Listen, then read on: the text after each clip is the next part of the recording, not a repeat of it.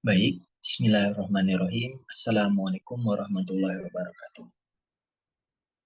Perkenalkan, saya Muhammad Ilham Muslihan dari jurusan Hukum Ekonomi Syariah yang berletak pada Fakultas Syariah dan Hukum Universitas Islam Negeri Syarif Hidayatullah, Jakarta, akan memaparkan materi terkait kode etik profesi hukum pada mata kuliah Etika dan Profesi Hukum. Nah, sebelum mengenal kode etik setiap profesi hukum, kita perlu mengenal apa sih kode etik itu. Nah, kode etik merupakan suatu sistem norma, nilai, serta aturan profesional secara tertulis yang dengan tegas menyatakan yang baik dan juga benar, serta apa yang tidak benar dan juga tidak baik bagi seorang profesional.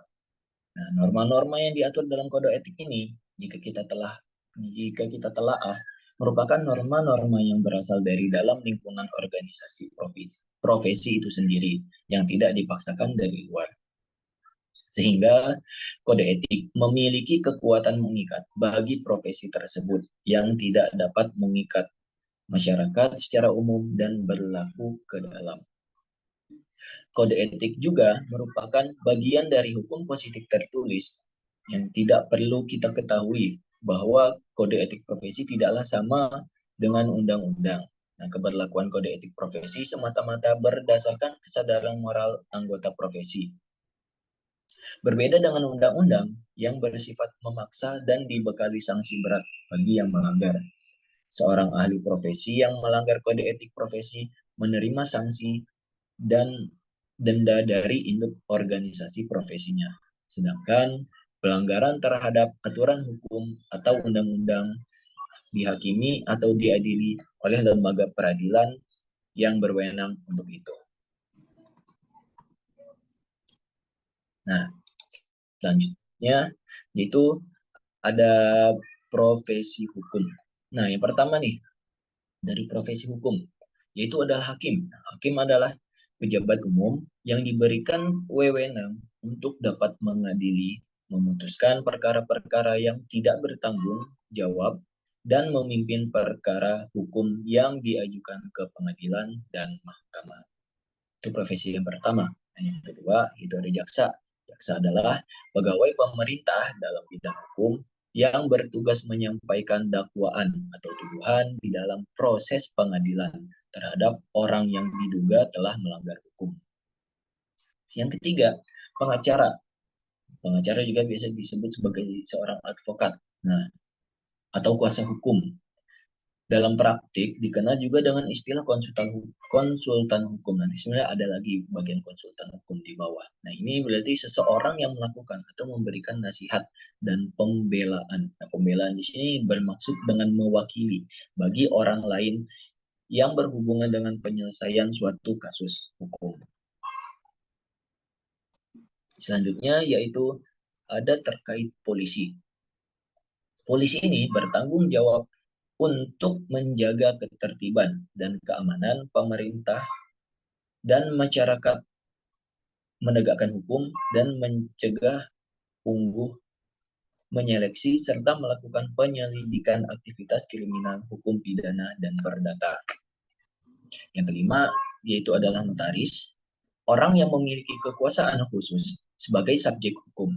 Dalam profesinya, mereka memiliki kuasa untuk mengesahkan berbagai dokumen penting seperti surat perjanjian, akta, surat wasiat, kontrak, dan lain sebagainya. Yang keenam yaitu konsultan hukum. Ini sebenarnya hampir sama aja dengan kayak advokat di sini. Mereka memberikan pengarahan kepada klien mereka mengenai hal-hal yang berkaitan dengan permasalahan hukum sebagai konsultan ataupun sebagai corporate lawyer yang bertugas untuk memberikan pengertian kepada klien mengenai dasar-dasar hukum. Secara khusus, konsultan hukum juga berfungsi sebagai penasihat hukum. Nah, tapi tidak mewakili klien di pengadilan karena posisinya di sini sebagai konsultan hukum. Nah, mereka ngapain sih sebenarnya? Mereka menawarkan layanan litigasi seperti yang dilakukan oleh pengacara. Nah, kalau pengacara atau advokat itu mereka melakukannya di dalam pengadilan, sedangkan konsultan hukum ini mereka melakukannya di luar pengadilan. Baik, selanjutnya yaitu ada mediator. Nah, yang ketujuh, mediator. Sebagai pihak netral yang membantu para pihak dalam proses perundingan guna mencari berbagai kemungkinan penyelesaian sengketa tanpa menggunakan cara memutus atau memaksakan sebuah penyelesaian. Itu tugas seorang mediator. Yang kedelapan, yaitu dosen hukum, adalah tenaga profesional yang bekerja sebagai tenaga pengajar pada sebuah lembaga atau instansi. Nah, tapi mereka memiliki spesifik nih, biasanya dosen hukum tuh biasanya yang mempunyai kapasitas secara khusus untuk mengajar mengenai ilmu hukum. Jadi nggak semua orang bisa menjadi dosen hukum gitu. Jadi mereka yang mempunyai kapasitas saja. Yang terakhir yaitu peneliti hukum. Nah, peneliti adalah orang yang dapat mengidentifikasi sekaligus menjawab akar masalah suatu persoalan atau fenomena untuk kemudian dapat memberi suatu saran atau rekomendasi perbaikan dalam bidang hukum. Nah, mungkin itu saja yang bisa saya paparkan terkait profesi hukum. Selanjutnya yaitu ada di sini kode etik. Nah, kode etik ini apa aja sih yang bisa dikaitkan kepada seorang profesi terkait hukum? Nah, yang pertama di sini ada kode etik profesi hakim, ya. Nah, kode etik profesi hakim merupakan pedoman bagi hakim Indonesia dalam menjalankan tugas profesinya untuk mewujudkan keadilan dan kebenaran dalam pergaulan sebagai anggota masyarakat yang harus dapat memberikan contoh dan teladan dalam kepatuhan serta ketaatan kepada hukum.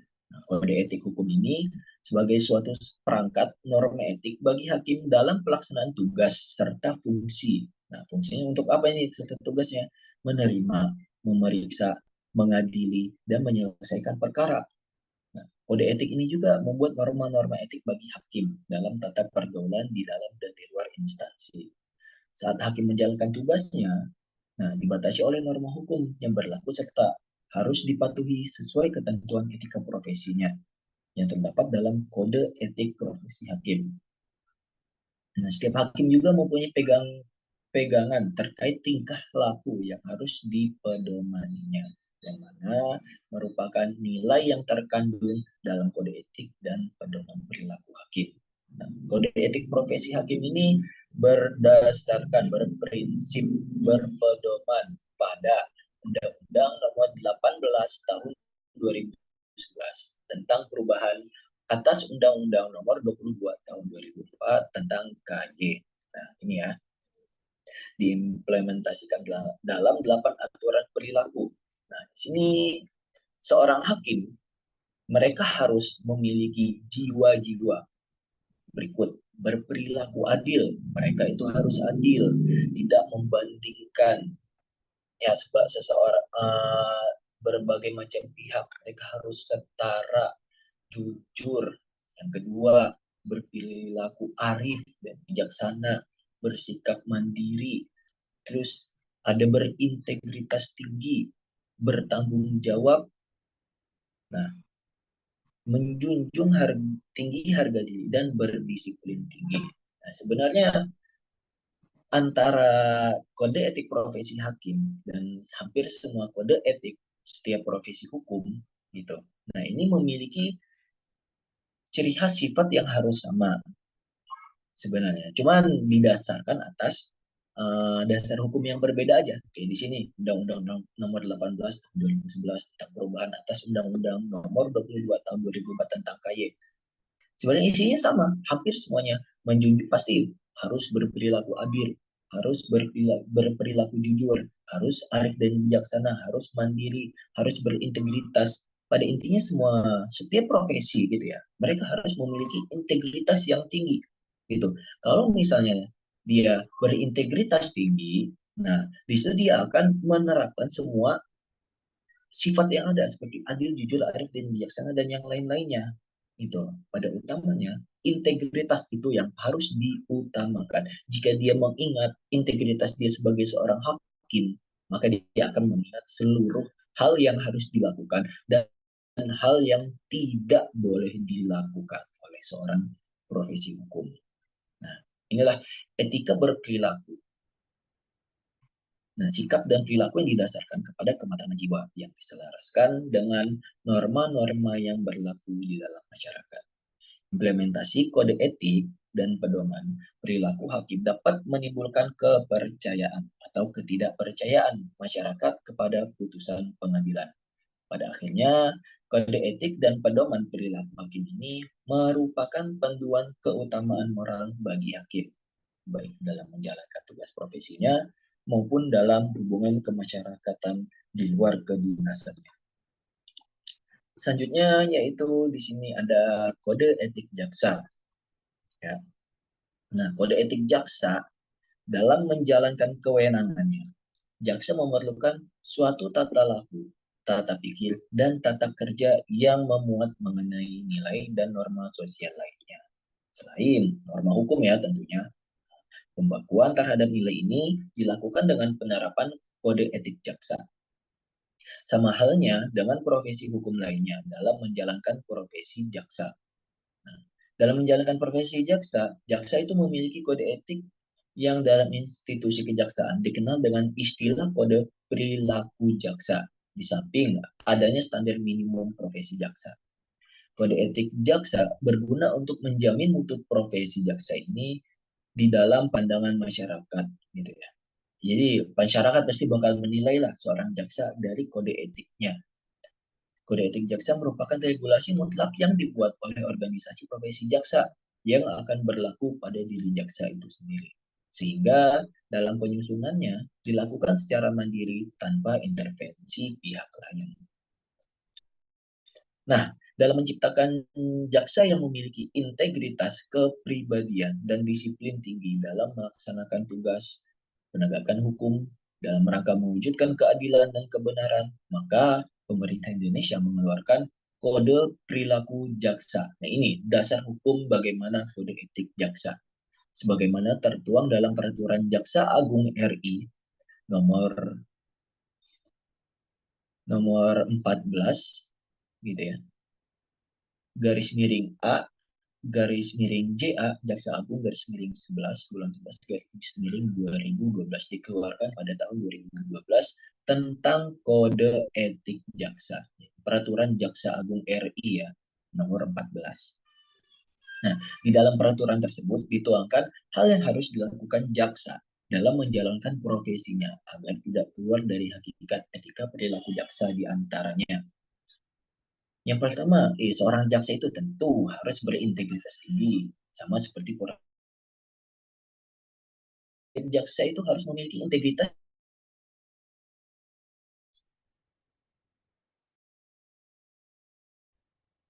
Mereka dilarang memberikan atau menjanjikan sesuatu yang dapat memberikan keuntungan pribadi secara langsung atau tidak langsung bagi diri sendiri atau orang lain dengan menggunakan nama atau cara apapun. Mereka mereka Setiap jaksa harus memiliki integritas tinggi dalam menjalankan profesinya. Mereka dilarang memberikan atau menjanjikan sesuatu yang dapat memberikan keuntungan pribadi secara langsung atau tidak langsung bagi diri sendiri ataupun orang lain dengan menggunakan nama atau cara apapun.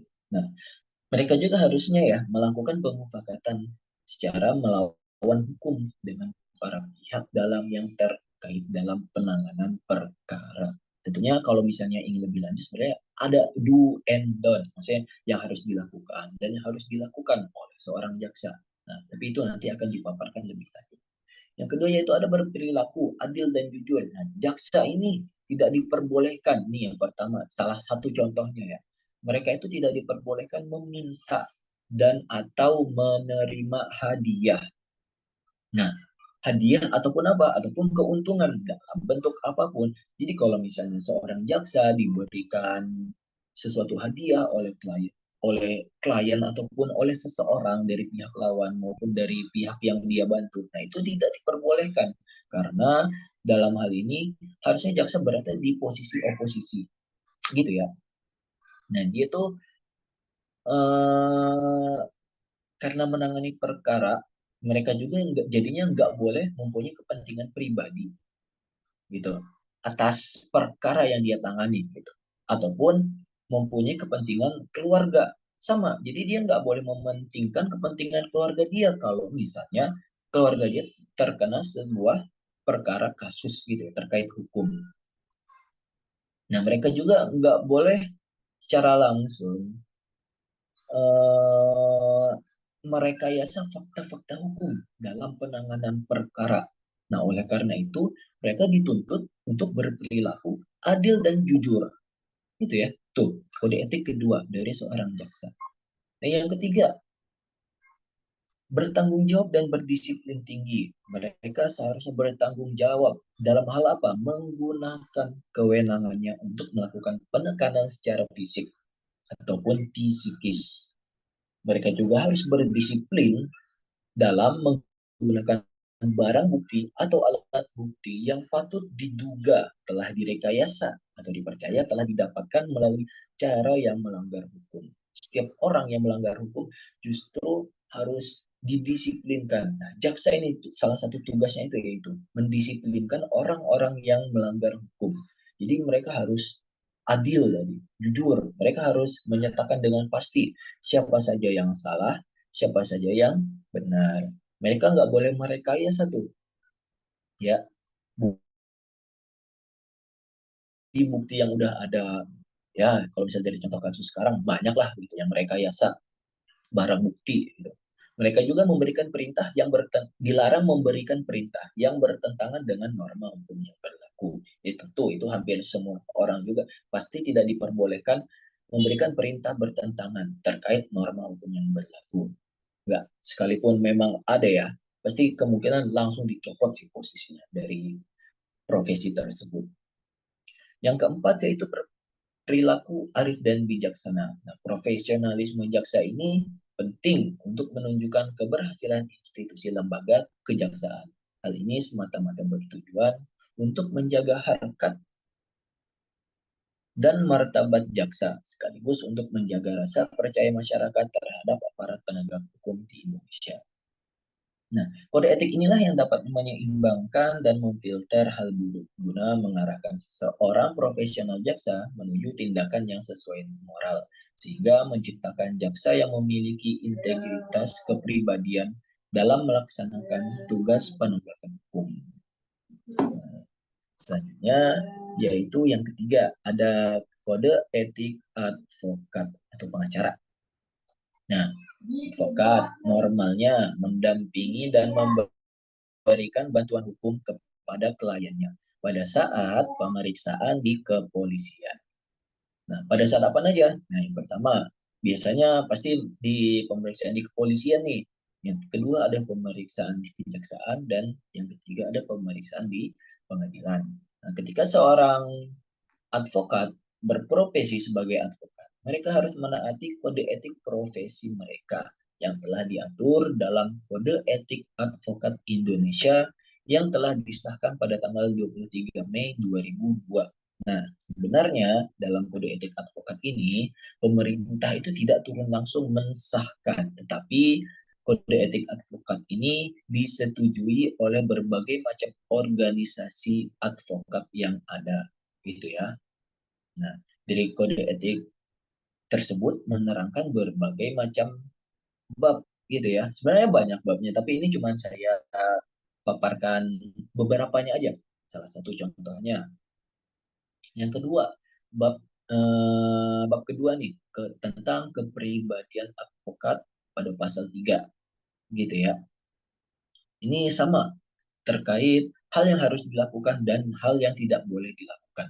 Nah, beberapa di antaranya menerangkan yang pertama, advokat itu dilarang, advokat ketika melakukan tugasnya nggak boleh bertujuan semata-mata untuk memperoleh imbalan materi, gitu. Nah, mereka harus lebih mengutamakan tegaknya hukum, kebenaran, dan keadilan. Nah, yang kedua, advokat itu tidak dibenarkan untuk melakukan pekerjaan lain yang dapat merugikan kebebasan derajat dan martabat advokat, serta harus senantiasa menjunjung tinggi profesi advokat sebagai profesi terhormat. Ini disebutnya officium nobile. Yang kedua, yaitu ada terkait di bab tiganya, ada hubungan dengan klien, gitu ya.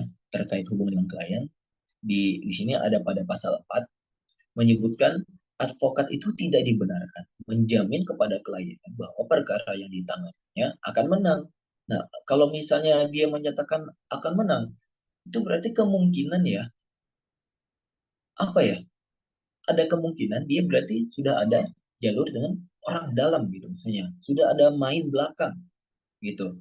Saya kan kita kan sebagai seorang profesi gitu ya, hitungannya kalau misalnya seorang advokat, itu kita kayak bertaruh gitu. Gak mungkin kemenangannya itu bisa kita pastikan secara langsung. Sekalipun kita emang tahu kita bisa menang secara langsung, nah kita tidak seharusnya menyatakan bahwa kita akan menang kepada seorang klien. Karena kalau misalnya hal-hal yang tidak kita ketahui juga, seperti keputusan hakim itu, nah kita tidak mungkin bisa menebak apa yang ada di pikiran hakim karena semuanya itu bergantung kepada hakimnya. Oleh karena itu kita tidak diperbolehkan untuk menjamin kepada klien bahwa perkara kita itu pasti akan menang. Nah, advokat juga dalam menjalankan profesinya harus bersikap sopan terhadap semua pihak, namun wajib mempertahankan hak dan martabat advokat. Advokat juga ketika menangani perkara-perkara perdata harus mengutamakan penyelesaian dengan jalan damai. Wajib juga memegang rahasia jabatan tentang hal-hal yang diberitahukan oleh klien secara kepercayaan dan wajib tetap menjaga rahasia itu setelah berakhirnya hubungan antara advokat dan klien itu. Contoh yang ketiga yaitu terdapat pada bab 4 hubungan dengan teman sejawat pasal 5 menjelaskan hubungan antara teman sejawat advokat harus dilandasi dengan sikap saling menghormati, saling menghargai dan saling mempercayai. Yang keempat yaitu cara bertindak menangani perkara. Sini terdapat pada pasal 7 yaitu advokat dapat bebas mengeluarkan pernyataan-pernyataan atau pendapat yang dikemukakan dalam sidang pengadilan. Maksudnya apa? Ini dalam rangka pembelaan dalam suatu perkara yang menjadi tanggung jawabnya, baik dalam sidang terbuka maupun sidang tertutup. Selanjutnya yaitu yang terakhir, contoh yang terakhir yaitu ada pada bab 7 ketentuan-ketentuan lain tentang kode etik pasal 8, yaitu kode etik yaitu advokat tidak dibenarkan melalui media massa mencari publitas bagi dirinya dan atau untuk menarik perhatian masyarakat mengenai tindakan-tindakannya sebagai advokat mengenai perkara yang sedang atau telah ditanganinya, kecuali apabila keterangan yang ia berikan itu bertujuan untuk menegakkan prinsip-prinsip hukum yang wajib diperjuangkan oleh setiap advokat. Selanjutnya yaitu kode etik notaris. Nah, kode etik notaris pada dasarnya sebagai pejabat umum yang diberikan kepercayaan harus berpegang teguh tidak hanya ada peraturan perundang-undangan saja, melainkan juga pada kode etik profesinya. Dengan demikian, pelanggaran dalam jabatan notaris dapat dikualifikasikan atas pelanggaran terhadap kode etik profesi. Sedangkan pertanggungjawabannya adalah dalam bentuk ganti rugi, penjara, denda, atau secara administrasi pemberhentian dari jabatan. Nah, sini berdasarkan Undang-Undang Nomor 30 Tahun 2004 tentang Jabatan Notaris, sebagaimana yang telah diubah dengan Undang-Undang Nomor 2 Tahun 2014 tentang perubahan atas Undang-Undang Nomor 30 Tahun 2004 tentang Jabatan Notaris. Notaris itu harusnya ngapain aja sih? Nah ini, kewajiban notaris maupun orang lain selama yang bersangkutan menjalankan jabatan notaris. Itu mereka harus memiliki moral, akhlak, serta kepribadian yang baik. Itu tentu ya, sama seperti uh, kode etik pada profesi hukum yang lainnya. Semua itu harus memiliki moral, akhlak, serta kepribadian yang baik. Yang kedua yaitu menghormati dan menjunjung tinggi harkat dan martabat jabatan notaris. Yang ketiga, menjaga dan membela kehormatan perkumpulan. Yang keempat, berperilaku jujur, mandiri, tidak berpihak, amanah, seksama, penuh rasa tanggung jawab.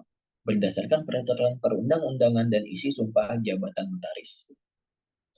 Nah, selanjutnya mereka juga harus meningkatkan ilmu pengetahuan dan keahlian profesi yang telah dimiliki, tidak terbatas pada ilmu pengetahuan, hukum, dan kenotariatan. Mereka juga harus mengutamakan pengabdian kepada kepentingan masyarakat dan negara, memberikan jasa pembuatan akta dan kewenangan lainnya untuk masyarakat yang tidak mampu tanpa memungut honorarium. Selanjutnya yaitu notaris memiliki larangan antara lain mempunyai lebih dari satu kantor, baik kantor cabang ataupun kantor perwakilan. Yang kedua yaitu memasang papan nama atau tulisan yang berbunyi notaris atau kantor notaris di luar lingkungan kantor. Itu sebenarnya banyak sih larangan-larangannya, tapi ya cukup segitu aja. Nah, selanjutnya yaitu yang terakhir di sini ada kode etik Polri. Nah, berdasarkan peraturan Kepolisian Negara Republik Indonesia nomor 7 tahun 2022 tentang kode etik profesi dan Komisi Kode Etik Kepolisian Negara Republik Indonesia. Kode etik Polri meliputi di sini ada 4 ya, etika kepribadian, etika kelembagaan, etika profesi, serta etika hubungan dengan masyarakat. Nah, singkatnya, etika kepribadian mengatur perilaku anggota Polri dalam kehidupan pribadi dan bermasyarakat. Nah, yang kedua, etika kelembagaan ini mengatur perilaku anggota Polri dalam menjalankan tugas dan wewenang sebagai anggota Polri. Yang ketiga, etika profesi mengatur perilaku anggota Polri dalam menjalankan tugas dan fungsi profesi kepolisian. Dan yang terakhir, etika hubungan dengan masyarakat mengatur perilaku anggota Polri dalam menjalin hubungan dengan masyarakat. Nah, mungkin itu saja apa yang dapat saya sampaikan. Kurang lebihnya mohon maaf. Wabillahi taufiq wal hidayah. Assalamualaikum warahmatullahi wabarakatuh.